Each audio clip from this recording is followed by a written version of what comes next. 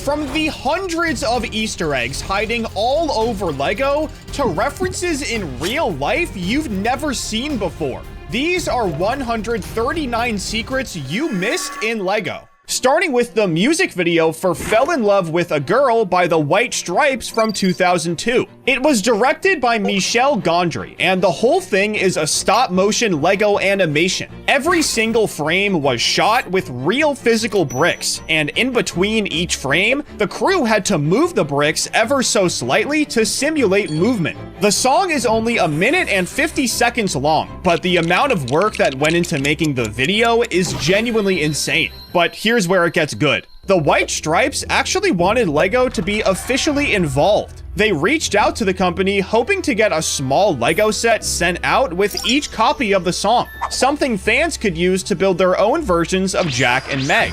Unfortunately, LEGO turned them down, and their reason was that they didn't market their products to people over the age of 12. If only they knew how wrong they'd be like 20 years later. Regardless, the band just bought a bunch of LEGO bricks and made the video anyway. It went on to win 3 MTV VMAs in 2002, including Best Visual Effects and Best Editing. And after it became a massive hit, LEGO apparently came back to try and work with them, but Jack White turned them down. Now, speaking of LEGO being somewhere nobody expected it, the 1989 Disney movie Honey, I Shrunk the Kids has one of the most memorable uses of a single LEGO piece ever. The way it happened was that 4 kids accidentally got shrunk to 1/4 of an inch by a machine in the attic, and they ended up stranded in the backyard. At some point, they found a blue LEGO brick lying in the grass, and at that size, a standard LEGO brick is basically the size of a building. So they climbed inside it and used it as shelter for the night. It was on screen for a good amount of time, and it was completely unsponsored.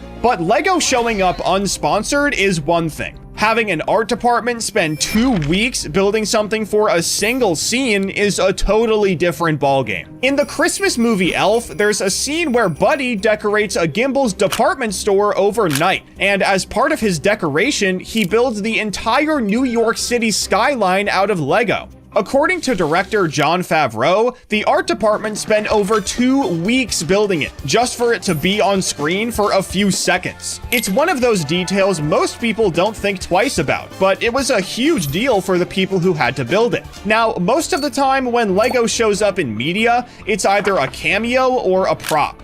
But in 2024, an entire documentary was made using nothing but LEGO animation. Piece by Piece is Pharrell Williams' autobiography documentary, directed by Morgan Neville, and his entire life story is told and animated in LEGO. Every interview, every memory, every person, they're all minifigures. We've known for a while that Pharrell loves LEGO, but this documentary absolutely sealed the deal. But now, let me tell you about something that was planned across 3 movies over the course of 5 years that involves the LEGO Death Star. In Spider-Man Homecoming from 2017, there's a scene early in the movie where Ned is at school, showing Peter an Emperor Palpatine minifigure and asking if he wants to come over and build his brand new Death Star together. Peter has to turn him down because of his Stark internship, which is the first real sign that he's giving up fun for his superhero lifestyle. So LEGO is literally used as the thing Peter sacrifices to be Spider-Man.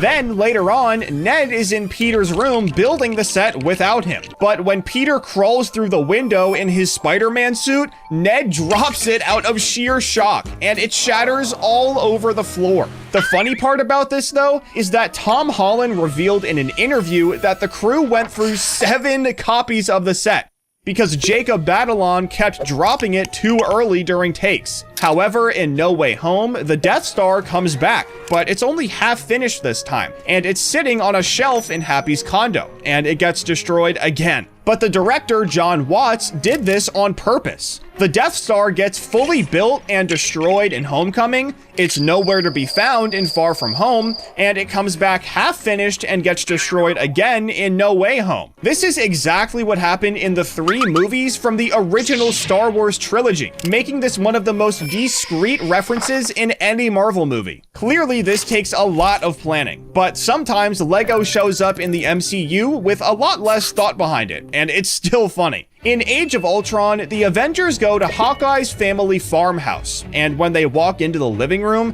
Thor steps on some Lego pieces that his kids left on the floor. He freezes, Captain America notices, and Thor very awkwardly sweeps the pieces under a chair with his foot to cover it up. And they just move on. Not a single word is said, and the whole thing plays out in about 10 seconds. But moving over to TV, let's talk about the most famous Lego appearance on this entire list. In 2014, The Simpsons aired their 550th episode, and they used it to do something they've been working on for 2 years. The episode is called Brick Like Me, and the premise is that Homer wakes up in a Lego version of Springfield, where everything and everyone is made of bricks. The story is actually about him having to choose between staying in a perfect Lego world where Lisa never grows up, or going back to real life and accepting that she will. The whole episode took twice as long to make as a regular Simpsons episode, because every single character had to be rebuilt as a 3D model and animated. But here's what makes this really interesting. The idea actually started because Lego went to Fox and pitched a collab so they could make a set based on the Simpsons house. But Fox came back and said, forget the set, let's do an entire episode. So they started writing it. What they didn't know though, because Lego never told them, was that the Lego movie was being made at the exact same time as this episode. The Simpsons team found out way too late to change anything, so they snuck in a little nod to the movie right at the end. But while The Simpsons did an entire episode, Family Guy has referenced Lego in different ways in so many different episodes. The first one is from season 5 in an episode called The Tan Aquatic with Steve Zissou. The main plot is Peter turning into a bully after getting involved with Chris's bully.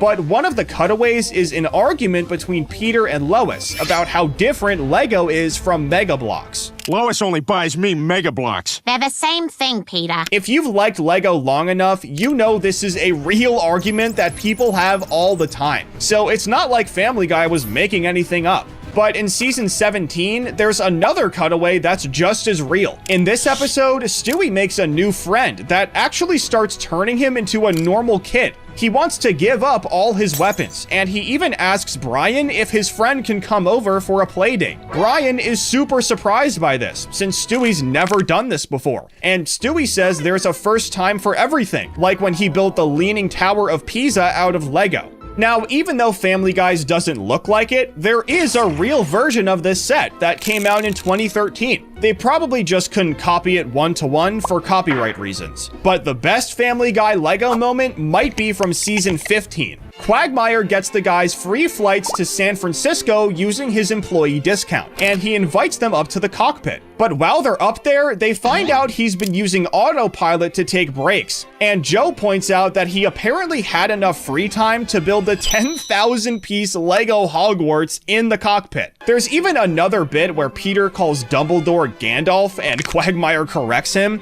but let's not ignore the fact that Quagmire would rather build Hogwarts than fly his plane. Anyways, another Lego moment is in season 17, in an episode where Lois gets inspired by a book about decluttering, and she turns into an absolute clean freak. In one of the cutaways in this episode, she takes Chris and Meg's hats off because she thinks the hats are making more clutter, and underneath them, they both have Lego heads with studs on top and everything. Now, Family Guy uses Lego for cutaway jokes, but The Big Bang Theory treated it as a completely normal hobby for their main character. Across multiple episodes, Sheldon references building the Death Star as his Lego fun time. And in season 6, Howard casually says that it took Sheldon 2 full years to build it. The set does have over 3,800 pieces, but 2 years for one Lego set is an unreal amount of time. But on the show Friends, Lego was in the background multiple times and never even talked about by anyone. Bionicle spent multiple seasons sitting in Joey and Chandler's apartment and nobody said a word about it. Lego fans on Reddit got so into it that they made a catalog of all the appearances. One of the most popular ones was in season 8, episode 12, when the Wairuha combination model showed up. That's the figure you build by combining Kopaka with Lua and Gali, using instructions from all 3 sets. Bionicle launched in 2001, which lines up perfectly with the later seasons of Friends. But 30-year-olds building Bionicle is still pretty funny. But while Bionicle was just a background prop in Friends, someone on the writing team for The Flash used Lego in a very creative way. In Season 3, Episode 11, the team is trying to figure out how to stop Savitar from killing Iris in a future timeline they've already seen. So Caitlin and Cisco build a full Lego diorama, recreating the exact scene so the team can study it and work out how to save her. Using kids' toys to plan a rescue mission is a very interesting decision, but it works really well because apparently Lego is really good at recreating a crime scene. Now, most of these appearances involve Lego in some kind of meaningful way.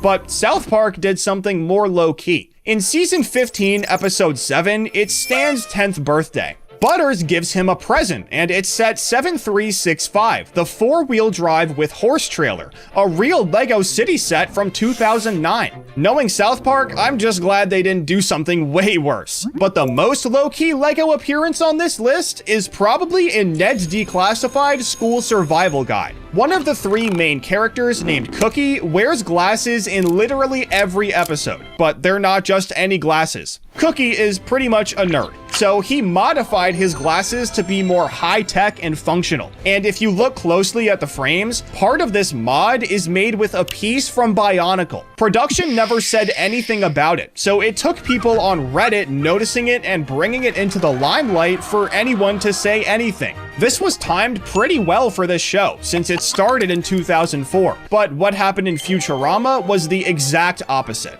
In the second episode, Fry and Leela's spacesuits have emblems on them, and they're pretty much identical to the classic space logo. The show is set in the year 3000, which means Lego's classic space aesthetic apparently survived for over 1,000 years. But a deeper Futurama Lego moment comes in the Season 6 premiere, Rebirth. The whole episode is about what happens after the crew gets killed crashing back through a wormhole. Leela doesn't die, but she falls into an irreversible coma, and Fry, who can't cope, builds a robot version of her just to feel better. Then halfway through the episode, it's revealed that Fry himself is also a robot. The real Fry died protecting Leela during the crash, and Leela built a robot version of him because she couldn't cope either. In the scenes with Robot Fry, if you look at his desk, there are tiny hand-built Lego figures of himself and Leela just sitting there. He might have done this so they could always be together, which is really sad. But Pixar went in the exact opposite direction. In Toy Story 3, when Woody and the gang first get to Sunnyside Daycare, if you look at the toys living there, you'll see minifigures mixed in with everyone else. Pixar animated them with rigid movement, exactly how minifigures would actually move. No bending and no flexibility. Then, in the Toy Story Short Hawaiian Vacation from 2011, minifigures show up again as background characters helping Barbie and Ken unpack their bags. The reason both of these happened is almost certainly because of Angus MacLane, because when he actually directed something himself at Pixar, he went all in. In 2013, he directed Toy Story of Terror, a Halloween special where Bonnie's toys end up trapped in a motel and slowly start disappearing. One of the toys is Lego Bunny, a rabbit made entirely out of Lego bricks who can rebuild himself into different shapes. MacLane built the original Lego Bunny himself from his own personal brick collection before it was ever scanned into the computer. And after the special came out, he submitted the design to Lego Ideas, trying to get it made into an official set. Unfortunately, he never got 10,000 votes, so Lego didn't even get to review it. But clearly, this guy is a massive Lego enthusiast, so it's awesome that he worked on such famous movies and gave us Lego fans something to be excited about. But another thing we all love are small details in Lego Minecraft, so let's look at some of those, starting with one in the Jungle Temple set. Just like most sets in this theme, it isn't the prettiest, but it's got an insane play feature that's taken straight from the game. If you've ever ended up in the jungle, I'm sure you've run into a temple at one point or another. We all know about the booby traps that are waiting for you in there, but there's also a puzzle that lets you bypass all of them. The only problem is that it's really hard to solve, and because of that, it's made a pretty big name for itself over the years. So when LEGO made the Jungle Temple set, they had no choice but to put that same puzzle in the set. Just like how it works in game, once you solve it, you get a free pass to the loot. And as cool as this is, it's not even close to the coolest in-game function brought over to LEGO. That one's in the Ocean Monument set. Do you remember the first time you saw someone with an underwater house? That was literally the coolest thing to me when I was a kid, but it's a lot more simple than I thought. All you need is a sponge, and once you place it, the water gets absorbed and turns into air. And you can actually recreate this in the Ocean Monument set. This corner piece on the right is removable, and that's where you can find the sponge. Once you have that, you can connect it to the single stud plate at the top of the waterfall. And just like that, the sponge soaks up all the water. In my opinion, this is by far one of the coolest play functions in the whole theme. But did you know that LEGO designers made a minifigure to honor the origin of the creeper? Fun fact, the creeper was actually never supposed to exist. The creator of the game was trying to make a pig, but messed up the coding and ended up with the design we've always had. But how did LEGO reference this? Well, if you buy the creeper set, it comes with a pig minifigure in the shape of a creeper. When you build the set, it's technically supposed to go inside the creeper's head, but I don't know. I think a minifigure this cool needs to be on display. Speaking of displaying LEGO, did you know that the most famous Minecraft sets can be built in a bunch of different ways? You can do it with the bee farm, the abandoned mine, the first night, but there's one set in particular that's really well known for it, the Bedrock Adventures set. LEGO even made a video about it on their channel, but the fact that this set can do this isn't what I want to tell you about. This is a video about small details, remember? What I want to tell you is that you can find every ore from the overworld in this set, and before you kill me, it came out in 2018, so there were a lot less ores back then. LEGO hardly advertised this. All they did was show a picture of Steve with all 7 of them. But when this set came out, it was literally the only one in LEGO Minecraft that had all of them. If you think this is exclusive though, just wait until you hear what's in the End Battle set. At first glance, this set really doesn't look like much. And honestly, it isn't. But the exclusive part about it is all in one brick. Literally. Every single one of these sets came with a brick that had a 25-digit code on it. And when you enter the code online, you'd unlock a skin in-game that looks just like the minifigure from the set. So yeah, the set's pretty small. But LEGO literally gave you a skin just for buying it. Isn't that sick? I gotta say though, the skin is literally the only reason I'd buy it. So it's a good thing LEGO made the Ender Dragon set to make up for it. This one has 3 times the amount of pieces, and everything actually looks really good. But I'm not just here to compliment it. There's one small thing that sets it apart from the End Battle set. You know how when you fight the Ender Dragon, the End Crystals light up and start healing him in the middle of the fight? Well, the Ender Dragon set comes with a light brick, and even though it's only one of them, you can make an End Crystal light up, just like how they do in the game. This isn't the only set with this special brick in it either. The Mountain Cave set has one too, and it's full of stuff that lights up. Now, unfortunately, LEGO only gives you one of these light bricks, so you can't have all of this stuff lit up at the same time. But let me show you just how many there really are. Number 1, a furnace. There's one sitting inside the bedroom at the top of the set, and if you put the light brick in the side of the mountain, you can light it up and make it look like it's actually cooking something. Number 2, the spider spawner. Down in the cave, there's a little spider spawner. For this one, all you have to do is put it in behind the spawner, and voila, it lights up. Number 3,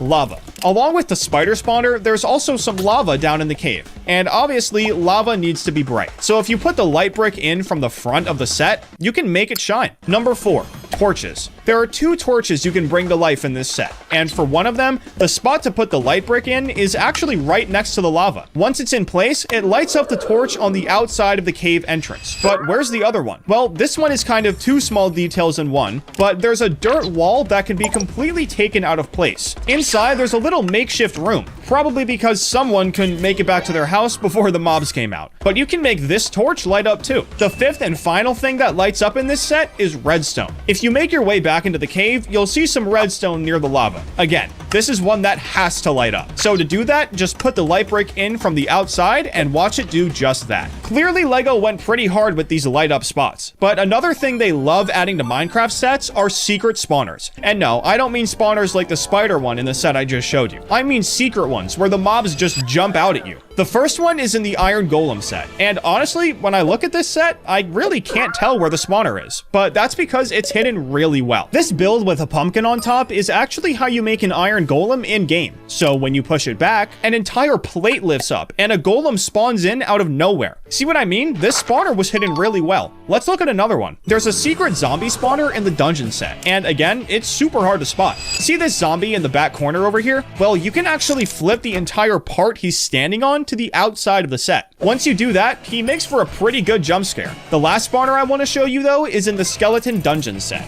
And if you couldn't tell by the name, it's a skeleton spawner. Just like the zombie spawner, the part the skeleton is standing on in the corner can be flipped to the outside of the set. Only this time, it rotates instead of flipping upside down. Once it's gone, the set barely looks any different. So when you flip it back around, it makes for a pretty good secret spawner. LEGO really likes adding little play functions like this. They want the people who buy these sets to play with them, not leave them on display. Another way they make sure of that is by using knobs, and you can find one in the Deep Dark Battle set. This set takes place in the Deep Dark biome, and what happens when you take a wrong step here? The warden steps in. Whenever he isn't aggroed, he's hiding underground, waiting for someone to piss him off. And when he does get angry, he pops out immediately. So to recreate that, LEGO added a knob to the side of the set that pops the warden out when you turn it. It's a really simple feature, but it really shows that LEGO cares about recreating the game in real life. Another set with a slick little knob is the Coral Reef set. This set is tiny, so it must be pretty easy to see the knob, right? Well, not exactly. It's kind of hiding in plain sight, unlike the one for the warden. I mean, that one's basically begging you to turn it. This one is a color-matched round brick on the side of the yellow archway, and when you turn it, a chest hiding in the coral slides out. It's nothing too special, but even in a set that only has 92 pieces, you still get a really cool play feature. At the end of the day, though, LEGO's still pretty selfish, because even in the Minecraft theme, they couldn't help but slip in a reference to themselves. It's hiding in the Enderman Tower set, and just like the pig and the creeper set, this one's hidden in the minifigures. Wait a minute, let's look at these minifigs. These two guys don't look like anybody. They just look like random Minecraft skins. Well, that's because this reference is really hard to know about. Basically, this minifigure right here is actually supposed to be Nick Bluetooth, the main character from everyone's favorite theme, Galador. LEGO named this minifigure the Dimensional Defender, hinting at the fact that he isn't from the Minecraft universe. So even though it's a pretty hard one to know about, when you put the two side by side, yeah, that's definitely Nick Bluetooth. If we're going to talk about different dimensions though, I have to show you this ruined portal set. The whole point of this set is that it's a broken nether portal that needs to be put back together. Just like the game, everything you need is around you. All you have to do is put the stuff in the right places. You can use the obsidian bricks on the side to put the actual portal back together, and then you can use some cobblestone to make it all symmetrical. Unfortunately, this isn't actually Minecraft, so it's not like you can take some flint and steel to this thing and watch the portal spawn in. But you can lift the solid gray pieces on the side to make it slide up from the bottom. As much as I wish there was some way to use flint and steel to make this happen, this is still really sick. Wait a minute, now that I think about it, I haven't shown you any Easter eggs with animals, and there are definitely a few of them in LEGO Minecraft, so let me do that really quick. In the Pirate Ship Voyage set, you can find a funny little camel. And what's the one thing about camels that makes them super popular? They can go a really long time without water. Like, a really long time. So because of that, LEGO added a blue 2x4 brick on the inside of its body. Oh, and just so you know, camels don't technically store water in their humps. So no, LEGO should not have had little blue studs to represent it. Anyways, another set with an animal Easter egg is the Gas Balloon Village Attack set. Now, there's a lot going on in this set, including the fact that LEGO had to use tensegrity, which is awesome, but that's not what we're here for. See this giant chicken over here? Well, if you pull on its beak, an egg will pop out underneath it. I don't think you need to pull on a chicken's beak to make them lay eggs, so don't go trying this in real life or anything. But hey, it makes for a funny Easter egg. The last animal Easter egg I want to show you though is in the Wolf Stronghold set. Now, when you hit a wolf in Minecraft, its eyes turn all red and it starts aggroing you. A lot of different mobs do this if you hit them, but the thing I want you to focus on here are the red eyes. The Wolf Stronghold has a giant wolf at the top of it, and if you want to aggro it, you can take his eyes and turn them around. Then you'll end up with those red eyes you get when you pick a fight with one in-game. Out of all the animal Easter eggs I just showed you, this one is probably the coolest. Not only is it accurate to the game, but it changes the entire atmosphere of the set. Okay, there's one last detail I want to show you, and to make sure we end with a bang, I want to show you something hidden deep inside the crafting table set. Now, before you get disappointed, don't worry, I'm not just going to tell you about the tiles Easter egg underneath all the biomes. Mine goes deeper than that. Literally. You have to take apart the entire set to see it. But do you notice anything about this color scheme? There are only a few colors here, but that's because they represent the lava and bedrock at the bottom of every world in Minecraft. The designer of this set really wanted to impress people, and as if he didn't do it already, this Easter egg just moved it up a notch in my book. But what was your favorite detail in this video? But now, let's talk about another goated theme, The Simpsons, and see what secrets are hiding in the Quickie Mart set from 2015. You can find loads of them in the Quickie Mart. There are power sauce bars that Homer ate to climb Mount Murderhorn, Jebediah Springfield's wanted poster, and a bunch of others. But if you go to the refrigerator in the back of the store, there's a person inside who's completely frozen solid, named Jasper Beardley. Now, if you've seen Lisa the Simpson in season 8, you know exactly what this is. Jasper decides he wants to be cryogenically frozen, and Apu turns him into a convenience store attraction that he names Frostilicus. In the show, people literally come to the Quickie Mart just so they can see an old man frozen in a freezer. So in the set, he was kind of hiding in the back. And speaking of hidden things, the Office set from 2022 has references to Season 3, Episode 19, The Negotiation. And if you've seen it, you know this is when Dwight reveals that he's been hiding weapons all over the office for self-defense. Swords, throwing stars, daggers, even a blow dart gun, just stashed in random spots throughout the whole place. The reveal is completely absurd because everyone's been working in an office surrounded by hidden weapons for years, but Lego actually built this into their set. There's a sword wedged between Jim's and Dwight's desks in the exact way Dwight would hide it. But that same office set has something even deeper that almost nobody would ever catch. There's a sticker in the build that recreates a real takeout menu from Terry's Diner. Now, here's why this matters. Terry's Diner is an actual restaurant in Moosic, Pennsylvania, which is right next to Scranton, where the office takes place. During the show's production, the restaurant offered their real menu to the producers, and it ended up being a background prop in several episodes. So Lego took that menu, turned it into a sticker, and put it in the set, making it one of the deepest references in any Lego set ever made. However, the Seinfeld set is absolutely loaded with references to the show, but Lego decided to include one of the most embarrassing ones ever. One of the stickers recreates George Costanza's semi-naked photo from Season 8, Episode 5, called The Package. In that episode, George goes to the doctor and ends up taking a photo while he's barely dressed. Then the photo gets misfiled into someone else's medical records, and it spirals into George being accused of running an adult content ring because the photo keeps showing up in different people's files. It's one of the most humiliating things he goes through in the show,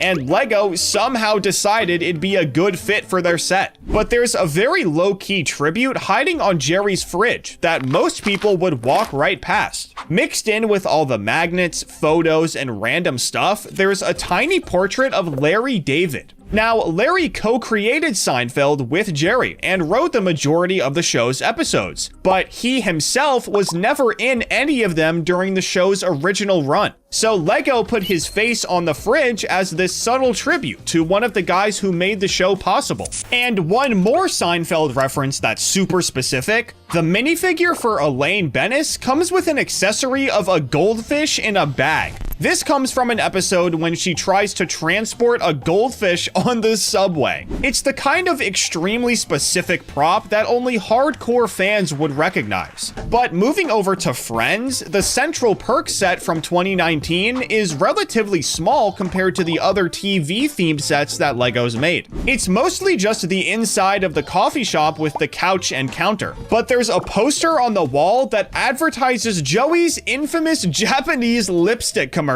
In the show, Joey films this ad that airs in Japan, and he shows it to Chandler to show him that he has range as an actor. It's a pretty deep reference for such a compact build. But the much bigger Friends set, the Apartments from 2021, has a reference that used actual engineering, which makes it super sick. Joey and Chandler's matching recliners don't just look like recliners, they actually recline. Lego built a working mechanism into both chairs, so you can physically recline them. Obviously, Joey and Chandler loved these chairs more than anything, so their minifigures probably would have been really sad if they couldn't sit in them the right way. But another cool reference is the door to Joey and Chandler's apartment, because it has the iconic Magna Doodle hanging on it. In Friends, there was a different message or drawing on that board in basically every single episode since it showed up. It was barely ever the center of attention, but Lego included 3 different stickers for the board, and all 3 of them are based on real messages that actually showed up in different episodes. But there's also a movie poster in the apartment that has a subtle change most people wouldn't catch. In the actual show, there's a poster that says Les Mystères de New York in French, and it's in Joey and Chandler's apartment. But in the Lego set, the poster says Les Mystères de Billund.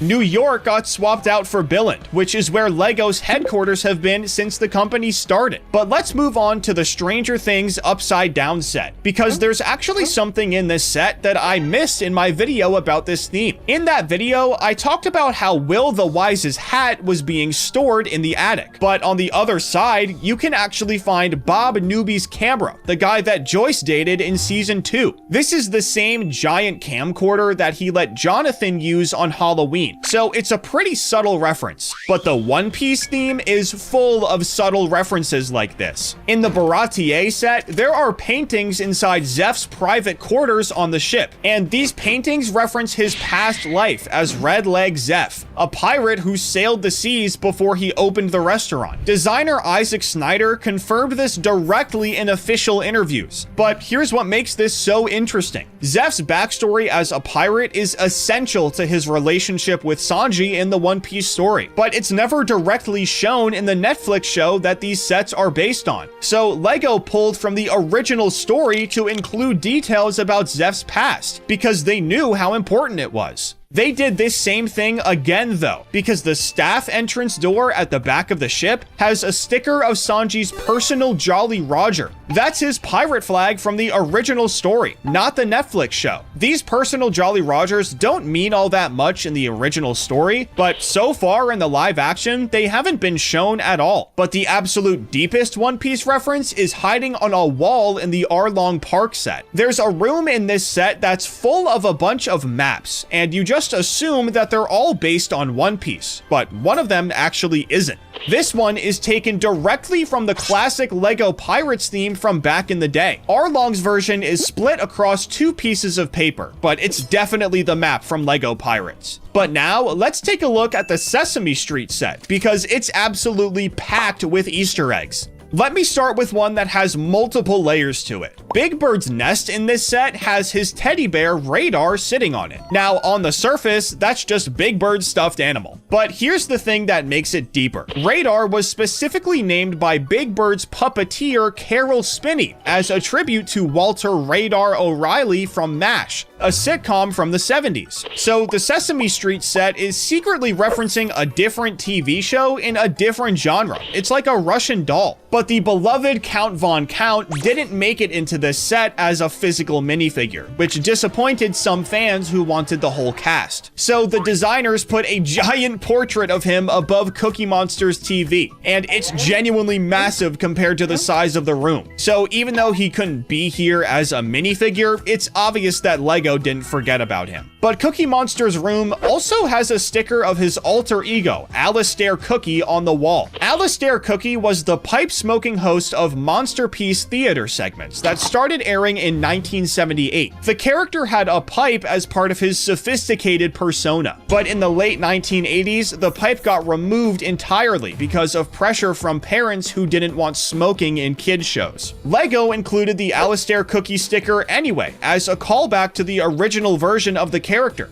But moving over to Bert and Ernie's room, there's a small representation of Bert's bottle cap collection sitting on one of the shelves. Now, if you've watched Sesame Street, you know that Bert is obsessed with collecting bottle caps and paper clips. It's been one of his defining character traits since the start of the show. He gets genuinely excited about adding new ones to his collection. But if you go to the bathroom, you'll find Ernie's Rubber Duck. This is the toy behind the song Rubber Ducky, which is one of the most iconic songs in the entire history of children's television. It debuted in season 1 of Sesame Street, and somehow it became such a hit that it reached number 16 on the Billboard Hot 100 in 1970. A song about a rubber duck in a bathtub made the actual pop music charts, so of course Lego had to include it. But over in Elmo's room, his pet goldfish Dorothy is swimming in her bowl. Dorothy first appeared in Elmo's World segments starting in 1998, and has been his companion ever since. But starting in season 47, she only shows up in animated form on the actual shows. She's not a puppet anymore. So her physical Lego appearance is technically the most recent real version of Dorothy that exists. And Elmo's bedroom also has a tiny toy train sitting on the floor that might just look like a generic train at first. But designer Ollie Gregory specifically confirmed in the official behind-the-scenes video that the train was built to resemble a vintage Lego set from years ago. He said it was based on an old set that's a personal favorite of his,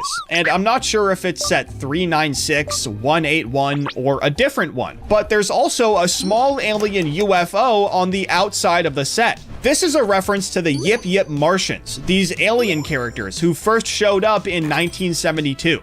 Their whole thing was that they'd come down to Earth and be absolutely terrified of normal everyday objects, like telephones, clocks, and radios, and their little spaceship is there to reference them. But now, let me show you one of the most creative ways to use a Lego piece that I've ever seen. The Wednesday Addams set came out in 2024, and the designers needed to give Wednesday her iconic black skirt with that specific shape. They looked through Lego's parts catalog and found the nose cone piece from the Concorde set. So they took it, made it black, added a custom pattern to it, and turned it into Wednesday's skirt. This was the first time that Concorde nose piece had ever been used in any set, besides the Concorde itself. But moving on to the modular police station set from 2020, designer Chris McVie confirmed in the designer video that a currently airing TV show is referenced somewhere in the build. He couldn't say which show for licensing reasons, but multiple reviews found blue and yellow mason jars as a reference to Brooklyn Nine-Nine. There's a really famous cold open in that show where Hitchcock and Scully have matching blue and yellow mason jars. And even though Lego can't officially confirm it's Brooklyn Nine-Nine by name, it's pretty much confirmed that that's what it is. Now, the Big Bang Theory set has a really specific reference hiding in Sheldon and Leonard's apartment. There's a tiny red micro figure sitting on top of the bookshelf that reviewers identified as the Flash. This references Sheldon's obsession with the Flash throughout the entire run of the show. He talks about the Flash constantly, argues about the Flash, wears Flash t-shirts, so there's no way it could be anyone else. But there's a detail on a certain minifigure in the Nightmare Before Christmas set that you can't see unless you literally take the minifigure apart. That minifigure is Sandy Claus, which is what they call Santa in the movie, and he has a candy corn pattern printed on his torso that's completely hidden under his beard piece. So you have to physically remove the beard from the minifigure just to see the design. Clearly, this was meant to be a very subtle reference.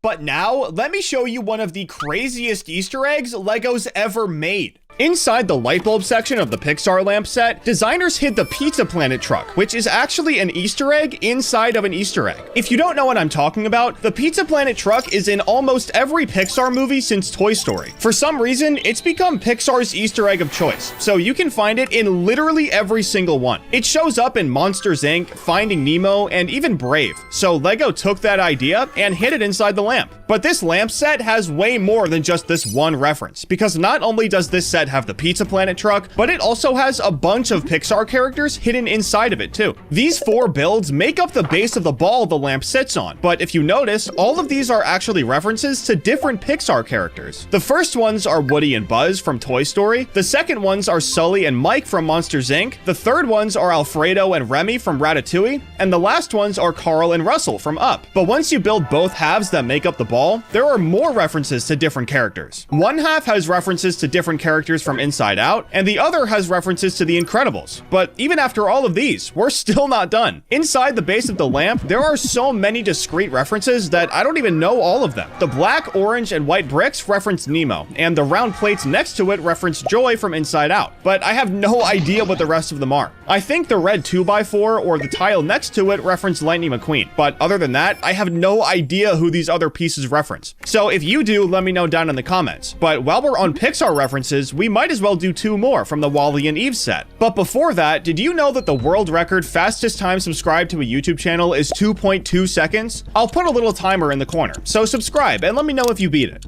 But getting back to the Wall-E and Eve set, there's nothing special on the outside, but if you've seen Wall-E, you know what we're looking for is on the inside. In the movie, Wall-E spends all of his time compacting trash into perfect cubes and making giant skyscrapers out of them. And in this Lego set, you can actually find one of these cubes inside of Wall-E. And again, if you've seen the movie, you already know it's inside Eve. When you open her up, you'll find a nice little plant, which is literally the only reason the plot of the movie happened in the first place. So there's no way Lego could have left it out. Enough Pixar references though. Let's move on to the Monkey Kid Megapolis City set, so I can show you something that definitely doesn't belong there. Now, this set has references to a bunch of different themes, but most of them are in places where you can actually see them, except for one. You have to take some pieces off to find it, but once you do, you'll find a Bionicle mask hidden underground. But why is it there? Well, this mask in particular was worn by Onua, the Toa of Earth, so it makes sense why his mask would be buried underground. If you know anything about the Monkey Kid theme though, especially when it comes to this set, you know that there are way more references than some random Bionicle mask. There's a Lego vending machine, the brick-built duck referencing the wooden one Lego used to make, and way more. But there's a really subtle one hiding in plain sight around the elevator. And no, I'm not talking about the giant picture of the classic astronaut, I'm talking about the blue piece right above it. The minifigs on this piece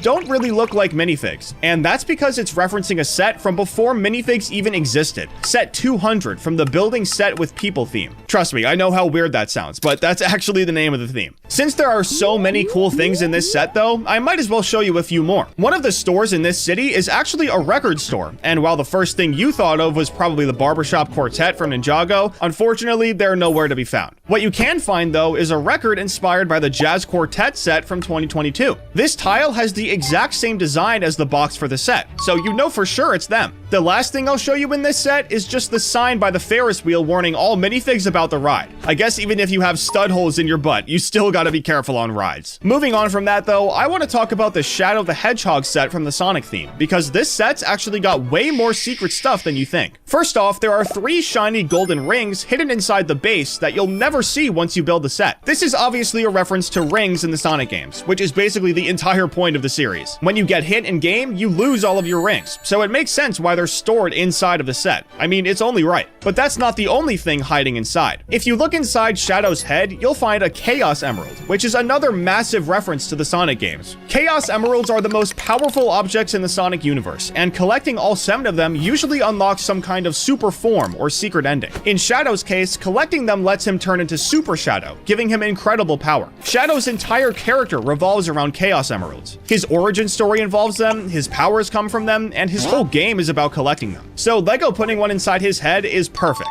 But along with this emerald, there's also a red crab inside his head, and this one represents the enemy Crabmeat from the Sonic games. Crabmeat is one of the most iconic villains in the series, and he's been around since the very first Sonic game back in 1991. It's not the most threatening enemy by any means. It just walks back and forth and shoots little projectiles at you. But it's definitely memorable, because it's one of the first enemies you see in the Green Hill Zone. But Shadow isn't the only Sonic set with multiple references, because the Team Sonic command truck is hiding a few too. This set just came out in August of this year, and just by looking at it, you can tell this truck is absolutely decked out. It's got a dining area, a ping pong table, and a gaming room with some huge speakers. But look, the last person who was playing video games was playing Sonic Adventure 2, because the Chaos Garden is literally right there on screen. This was such a freebie for LEGO that honestly, I would have been a little disappointed if they didn't do something like this for this set. But remember, I said there are multiple references in this set, so let me show you the other one. The license plate for the truck says Green Hill 1991, which is obviously referencing the year the first Sonic game came out. It's pretty basic, but it's another one that we're all happy to see. Another video game set with a cool Easter egg is the Isabelle's House Visit set from the Animal Crossing theme. Now, in my opinion, this theme doesn't get as much love as it should, probably because most of the sets are so small. But that doesn't stop the designers from trying their hardest to make them fun to build. Just like how Sonic revolves around rings, Animal Crossing revolves around these things called bells. You can get them from selling stuff, hitting rocks, shaking trees, and a bunch of other ways. But this set conveniently has a tree in the front yard, and if you look up top, you'll find a tile version of a bell just sitting there. This same Easter egg is also in the Able Sisters clothing shop set, so clearly whoever designs these sets wants the builder to be rich in Animal Crossing money. Moving on from that though, did you know there's an Easter egg in a set from the Creator Expert theme? It's hard to believe since this set is meant to be super serious and for adults, but there's one hiding in the roller coaster set from 2018. If you look at the box for this set, there's a little orange hat flying off of someone's head in the top right corner. Now, you might think this is just there for aesthetics, but when you build the set, LEGO has you put the hat on the ground. I know it's not even close to the same spot, but this is a fun little Easter egg that's actually pretty hard to notice, and that's what makes it so good. Getting back to video game references, there's a minifigure in the Mecha Team Leader set that has an actual emote from Fortnite. Now, I know you think this is literally impossible, since pretty much every emote is someone dancing, but the Mecha Team Leader minifigure comes with an I Love Mecha tile piece. You'd have to be pretty OG to remember this one. But this is an emote from Chapter 1, Season 9, when the Mecha Team leader fought the Devourer. At the time, this was a pretty big event, so Epic Games put 2 emotes in the shop, one for each team. So of course, the Mecha Team leader minifig had to represent. But Fortnite's not the only franchise with video game references in LEGO form. The new Death Star set has a mini kit hidden inside of it, and if you've ever played any of the LEGO Star Wars video games, you know exactly what this is. Mini kits are little Easter eggs you can find throughout the levels, and collecting all of them unlocks special bonus content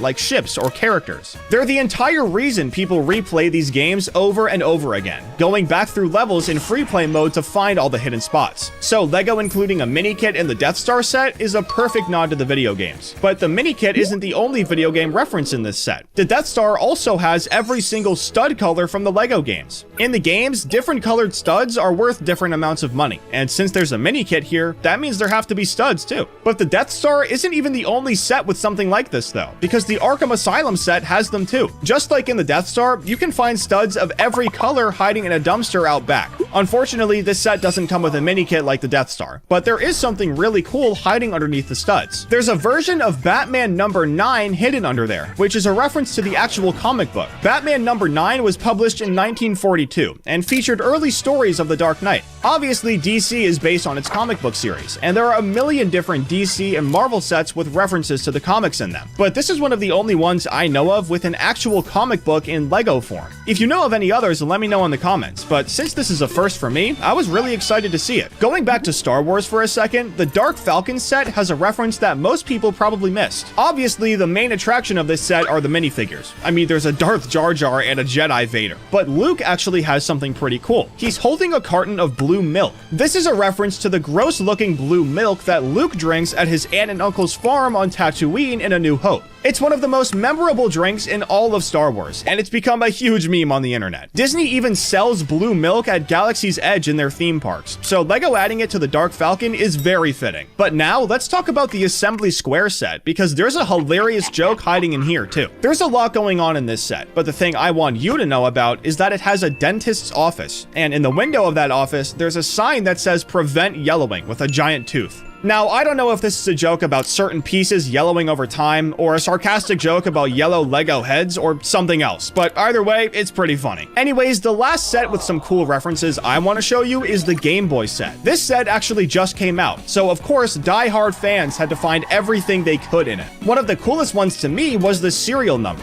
Now, usually when LEGO hides something in a serial number or a license plate, it's pretty easy to figure out, but this one genuinely took me a second. If you get rid of the G and split the serial serial number even down the middle, you get 1989 and 0421. And this is actually the exact date the Game Boy first came out in Japan, April 21st, 1989. Since the numbers weren't separated, it took me a second to realize what was going on, but all that means is that it's a great little Easter egg. But let's go back to LEGO Simpsons for a minute, because there's some crazy stuff hiding in the Simpsons house set. The Simpsons family car has a dent built into the design on purpose, which is the complete opposite of what you'd normally expect from a LEGO set. The official LEGO description even jokes about it, saying, "Because only in a LEGO world are dents a plus." In the show, Homer crashes this car constantly. It's literally always falling apart, and yet somehow it just keeps running. That dent in particular has been on the car since season 1, so even though it's technically a flaw, it's a very important and famous detail that makes the car complete. Obviously, Homer's behavior with this car is anything but good, but it might be even worse with his next door neighbor, Ned Flanders. Homer is literally always stealing stuff from Ned, whether it's a lawnmower, a bunch of fans to power a wind turbine, or his literal credit card. Ned always has something that Homer wants, but one of his most memorable robberies is when he stole Ned's air conditioner. He took it right out of his window and put a hole in the wall of his own house just to be able to use it. In the LEGO set, it's attached to Lisa's room on the second floor, and it reads clear as day,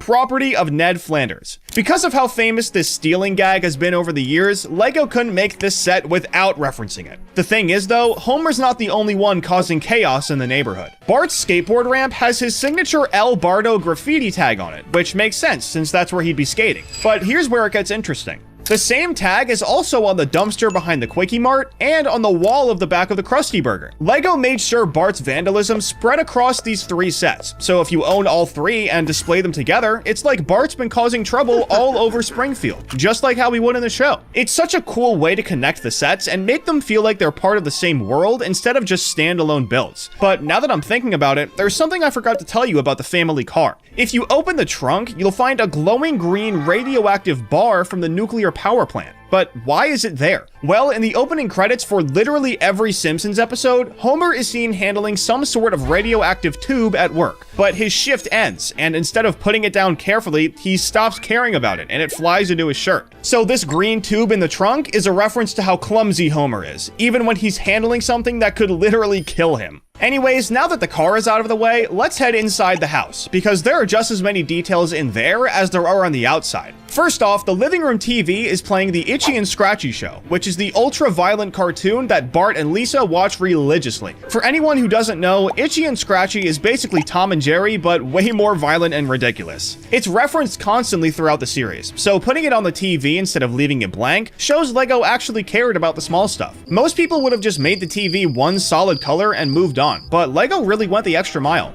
Moving upstairs to Bart's bedroom, his lucky red hat is on top of his bookshelf, but it's designed not to fit on his head. The hat's too small to go over his hairpiece, so you physically can't put it on him even if you wanted to. This is LEGO making a meta joke about their own limitations. They knew people would try to put the hat on Bart, and they knew it wouldn't work, so they just leaned into it. It's sitting there as an accessory piece, taunting you because you can't actually use it the way you want to. On the same floor, there's also a picture of Grandpa Simpson at the top of the staircase. This is a really nice detail that LEGO could have easily left out, since Grandpa doesn't live in the house. But including it really shows how meticulous the designers were with every little part of this set. But they didn't stop there, because they did the same thing for the minifigures too. Homer and Bart's minifigures changed LEGO forever, and most people don't even know about it. Their arms are molded in 2 separate colors instead of being painted. Homer has white upper arms for his shirt and yellow lower arms for his skin. Before the Simpsons theme, LEGO had never done this. If they wanted different colored arms, they'd either paint them or just abandon the idea and make the whole arm one color.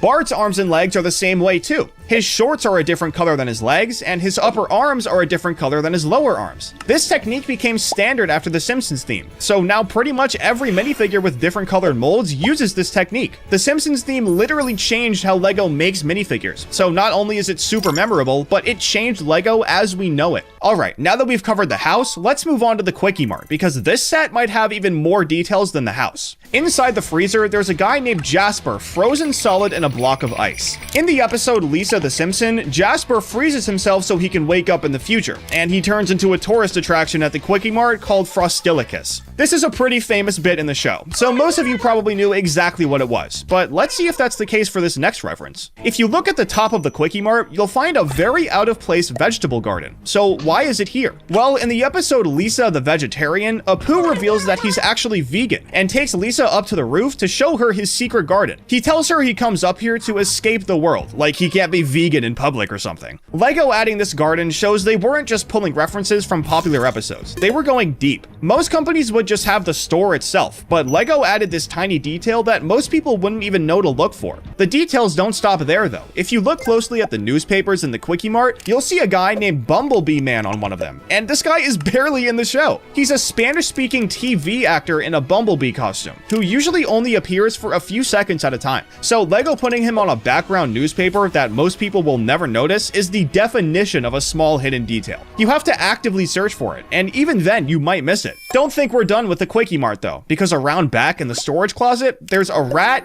cheese, and a rat hole. The Quickie Mart is constantly shown to be kinda gross throughout the show, with expired food and questionable hygiene. So Lego adding a full-on rat infestation to the storage area is perfect. It's not something you'd normally expect Lego to add, but it makes the set authentic. But Lego pays attention to detail across everything, even TV. In the Simpsons crossover episode, Brick Like Me, Baby Maggie is made out of Duplo instead of regular Lego. Duplo is Lego's toddler line with bigger pieces, so using it for Maggie is genius. Homer even says, "Oh, they're so cute when they're Duplo." in the episode. It's one of the funniest visual gags in the whole thing, and it works really well because everyone knows what Duplo is. The crazy part about that episode is that it took over 2 years to animate, which is way longer than the usual 6 to 8 months for a regular Simpsons episode. Animating everything in Lego instead of the show's usual style was incredibly time consuming. And here's the crazy part, the Simpsons team didn't even know about the Lego movie until late in production. Both the Brick Like Me episode and the Lego movie were being made at the same time, without either team knowing what the other was doing. So any similarities are completely coincidental. 2 years for one episode is insane, but when you watch it, honestly, it makes sense. One thing I haven't talked about yet though are minifigures, and one that I absolutely have to talk about is Grandpa Simpson. Grandpa's minifigure comes with a newspaper that says "Old Man Yells at Cloud." If you've been on the internet at any point in the last 10 years, you've seen this meme before. It's used constantly to make fun of people complaining about nothing, and it's one of the most famous images from the entire show. Lego could have put anything on that tile piece, but they chose something that everybody can laugh at, and it worked out perfectly.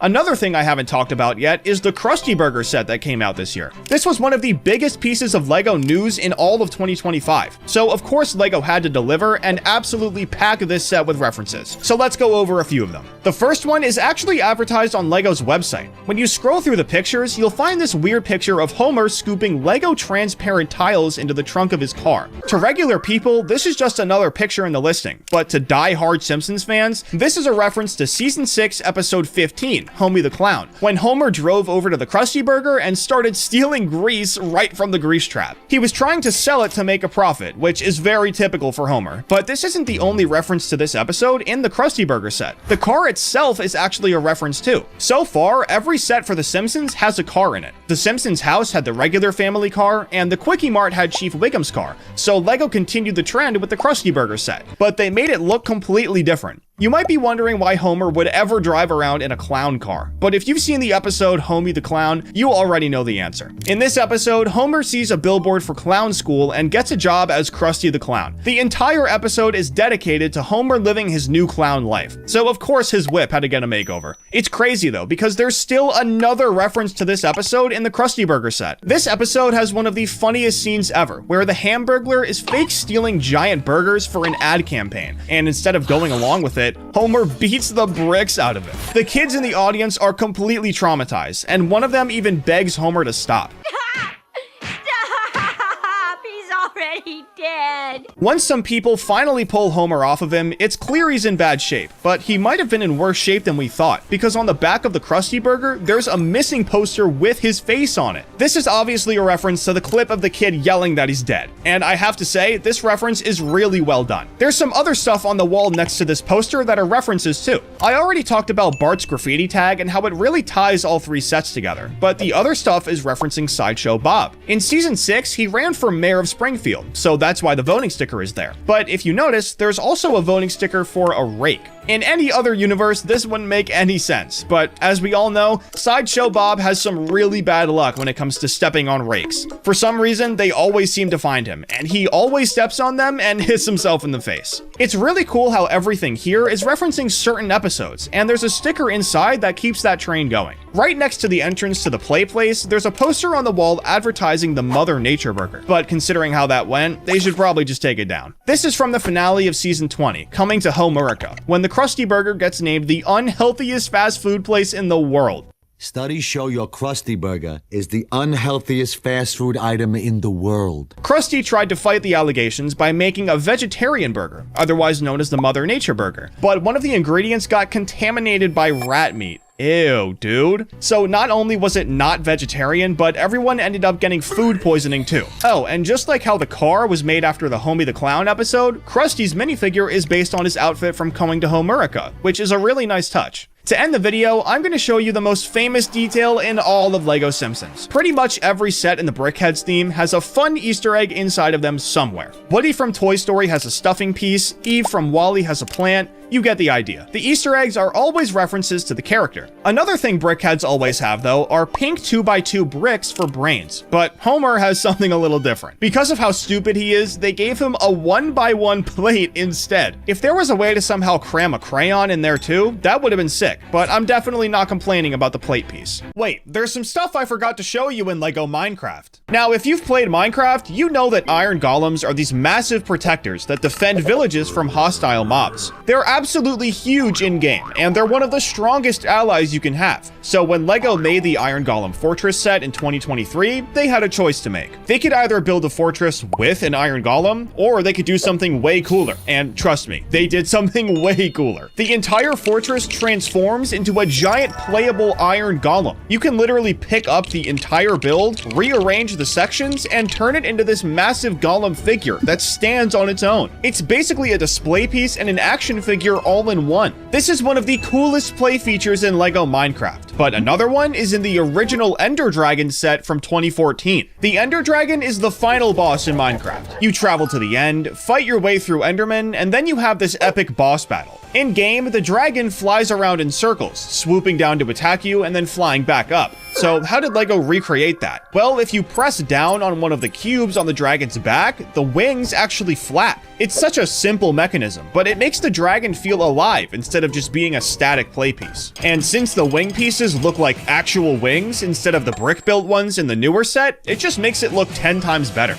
But now, let's talk about the Creeper set from 2025. Now, obviously, everyone knows what a Creeper is, but do you know how the Creeper was created? Because it was never actually supposed to exist. The creator was trying to code a pig, and he accidentally swapped the height and width values. So instead of a short, wide pig, he got this tall, skinny creature with a pig's face on it. And instead of fixing the mistake, he turned it into the Creeper. But how did LEGO reference this? Well, if you open up the Creeper's head, there's a minifigure of that original pig shaped like a creeper inside of it. This story has gotten pretty big over the years, so pretty much everyone gets the reference as soon as they see it. But speaking of what's inside creepers, the baby pig's birthday celebration set has another creeper detail. Creepers are basically walking bombs, and even though Minecraft's been around forever, we have no idea what the anatomy of a creeper actually is. So we have no idea why they explode. So when LEGO made this set, instead of putting a pig creeper in there, they put a small block of TNT, since this creeper was actually big enough to fit something inside of its head. Anyways, now let's talk about the Pillager Outpost and Ravager set. Ravagers show up during village raids, and they're these massive angry creatures with huge mouths full of teeth. They charge at you, deal massive damage, and destroy crops just by walking over them. So when LEGO made this set, they had to capture that aggressive energy somehow, and they did it with one button. There's a button mechanism built into the Ravager's back, and when you press it, the mouth opens like it's about to bite something. It's such a simple play feature, but it makes the Ravager way more fun to interact with. Another set from 2025 with a clever play feature is the Trial Chamber. Now, if you've played the recent Minecraft updates, you know about the Breeze. It's this hostile mob that floats around trial chambers and shoots wind projectiles that knock you back. LEGO made a spring-loaded shooter for this set, but here's the clever part. The shooter has a specific connection point designed for the Breeze. You can attach it above the shooter, and when you fire it, it looks like it's actually shooting the projectile. LEGO could have just made a generic shooter, but instead they engineered it specifically to work with the Breeze, which is really sick. But now let's talk about the Parrot Houses set, because this one has something that's actually a really big deal. This set has the first Minecraft minifigure with a 2-color arm mold. Now, if you don't collect a lot of LEGO, you might not realize how rare 2-color arm molds actually are. Most minifigures just have solid color arms, or they have printed designs on them. But 2-color arm molds have 2 different colors molded together into one piece, and they're way more expensive to produce. You need special manufacturing equipment to inject 2 colors of plastic into the mold at the same time. And it's crazy that a Minecraft minifigure got one, since they don't even get printed legs. Minifigures in most LEGO themes have printed details on the legs, but Minecraft has always had plain solid color legs. So the fact that Minecraft got a 2-color arm mold before they got printed legs is honestly pretty wild. But let's move on to the Badlands Mineshaft set, because it's one of the only sets that made the exploding TNT play feature way cooler.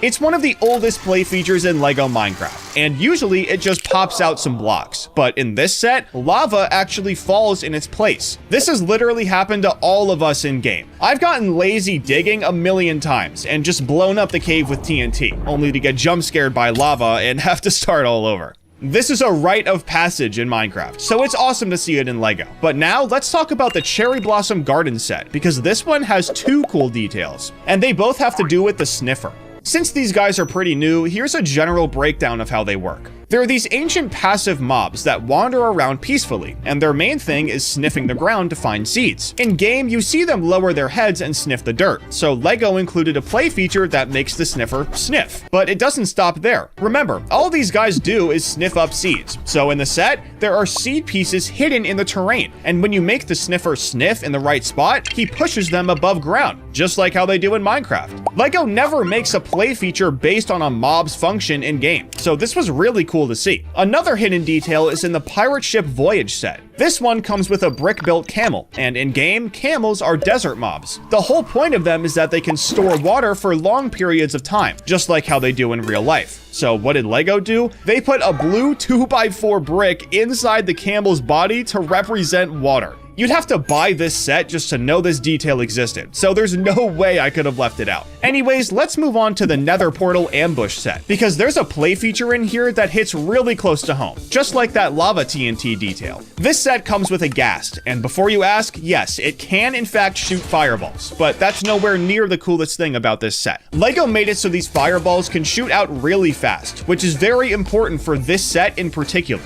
In game, all of our worst nightmares is a ghast shooting the Nether portal and locking us in the Nether. And because of how fast the fireballs shoot in the LEGO version, you can actually recreate this exact nightmare. The purple pieces for the portal act like breakaway glass, so you can shoot them and make the portal look extinguished, which is really sick. Another hidden detail is in the Turtle Beach House set, and this one's pretty similar to the blue brick in the camel. If you look inside the turtle's head, you can find a brain piece, like what LEGO does for brickheads. It's completely hidden once the turtle is fully assembled, so you'd never know it was there, which I think is really funny. Anyways, now let's talk about the Bee Cottage set, because LEGO had to get pretty creative for this one. Since this set is focused around bees, it meant that LEGO had to somehow incorporate them into the build, even though bees can fly and LEGO bricks can't. So how did they do it? Well, first they had to make them float, and to do that, they took advantage of transparent clear pieces and mounted them to a tree. Now, from far away, they almost look like they're floating, but they still had the second problem, making them fly.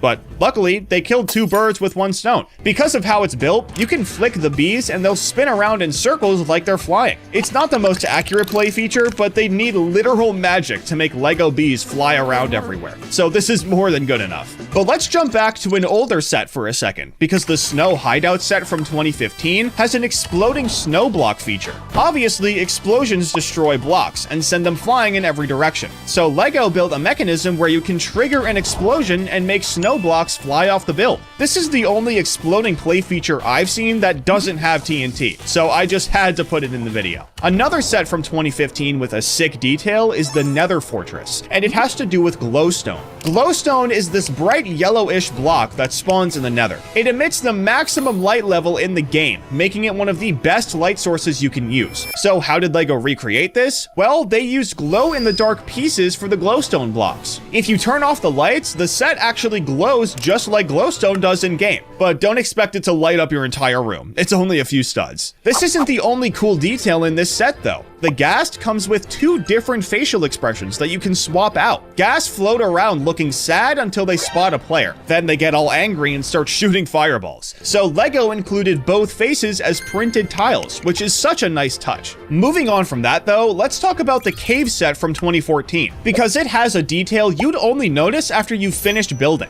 Where the lava flow meets the water stream, there are 2 black 2x2s just sitting there. And even though they seem random, they actually aren't. They're sitting right where the lava and water come together. And what happens in Minecraft when you mix lava and water? You get obsidian. So these black 2x2s are there to represent that ore. Another set from 2014 with a surprising detail is the crafting box. This one comes with a table that shows how every block in Minecraft is built in Lego. It's basically a periodic table that shows which Lego pieces represent which Minecraft blocks. So if you're building and you're not sure what a certain piece is supposed to be, you can just check the table. The crafting box sets are also special because they always have these really cool designs on the box. But the boxes for Lego Minecraft in general have actually evolved a lot over the years. In 2014, the sets had this green trim around the perimeter with a creeper's face in the top right corner. But in 2017, Lego changed it to a pickaxe. The next change happened in 2018, and this time they changed the pickaxe to a picture of Alex and Steve. After this, the next change was in 2020, and that year they just took the trim away, which was pretty weird because they literally just brought it back in 2023, except now it had this cool pixelated effect in the corner. The biggest change though was for the Minecraft movie. These sets all got realistic box art, which looked really cool compared to the regular box design, and it matches the movie really well. But now let's take a look at the Trading Post set. This one comes with a Wandering Trader minifigure, and in-game, the Wandering Trader shows up randomly and offers trades for rare items. In the set, Lego built him his own little trading stand, which isn't technically how they work in-game, but at the stand, you can flip the table over to reveal items available for trade. Lego always gives Minecraft sets little play features, and this one fits this set really well. Another fun detail is in the Mountain Cave set from 2017, and it also has to do with a minifigure. This one comes with 6 of them, but one of them is a charged creeper, and the Mountain Cave was actually the first set to get one. In-game, charged creepers are super rare, since the only way they happen is if a creeper gets struck by lightning. And out of every set in Lego Minecraft, you can only find a charged creeper in 4 of them, which makes sense because of how rare they are in-game. But now, let's talk about the Nether Railway set from 2017. I know it looks pretty boring, but there's actually a really cool detail with the magma cube. When you go past it on the cart, there's a mechanism that makes it look like it's jumping, just like it does in-game. Now, obviously, it isn't 100% accurate since it doesn't separate into different layers, but this is still a really cool play feature. This last detail, though, is gonna blow your mind. The Illager raid set comes with 5 minifigures, 2 Illagers, 2 Villagers, and Kai from Ninjago. Now, I have no idea why he's here in the Minecraft universe, but this isn't the first time Lego's done something like this. They also made a minifigure of Nick Bluetooth from Galador for the Minecraft theme. So I guess when Lego makes cameo minifigures for Minecraft, they have to be famous. So who knows, maybe Emmett will be next. But what secret surprised you the most in this video? Be sure to let me know down in the comments, and don't forget to subscribe.